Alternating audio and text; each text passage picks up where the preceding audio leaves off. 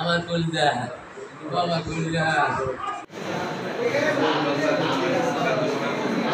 তুমি আমি তোমার পরে কথা বলতে যাবো শর্ট টাইমের ভিতরে স্যার অনেকগুলো ঘটনা ঘটছে আর এই তথ্যগুলো দিতে রুমের মধ্যেই জবাই করছে না? আমরা জানছি 5টার পর আমি নামাজ পড়ি এটি গাছটা গেল বুনিয়াদ করি আমার এই যে বুনিয়াদ করা কইছি ফিরে কইছে তুই বয় তার রাস্তা আছে আমি কাল গাছ করে এসে তুই কথা বল কাল গাছ করতে আসিলে থাকাতে পারি ছোট ওই ঘর ফিরে কি জানা গেছে আর ছেলে দিই ও নইলে আসে বিদায় গেছে আইসা ছোট ওই কারেন্ট গেছে ও ঘুমাইছে তা ওর মাথা বলে আগে হাত চিন্তা ধরে কইছে আর বলে আটা এক গেলে বাসে যে ও জব করছে এই যে তোমার এই ঘুমাই রয়েছে আমার বন্ধু ঘুমাই গেছে আমার বন্ধু ঘুমাই গেছে রে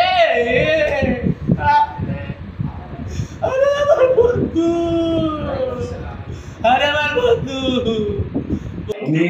মূলত ওনার ছেলেকে জবাই করে তারপরে নিজে আত্মহত্যা করেছেন এবং সেটা হয়তো পারিবারিক কলহের কারণে হতে পারে। প্রাথমিকভাবে আমাদের কাছে এটাই প্রতীয়মান হয়েছে। তারপরেও আমরা আইনগত যে ব্যবস্থা আছে সেটা গ্রহণ করার জন্য লাস্ট পোস্টমর্টমে পাঠাবো। লাস্ট পোস্টমর্টম থেকে আসার পরে হয়তো আমরা নিশ্চিত করে বলতে পারবো যে কি ঘটনা ঘটেছে। না রাখো না জানাই তোমার পাতি কোনো ফ্যামিলি কোনো ভেজাল নাই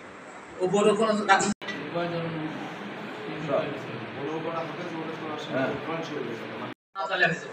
আচ্ছা আপনার তথ্যের উপরে কিন্তু তদন্তের দিকে আমাদের অনেক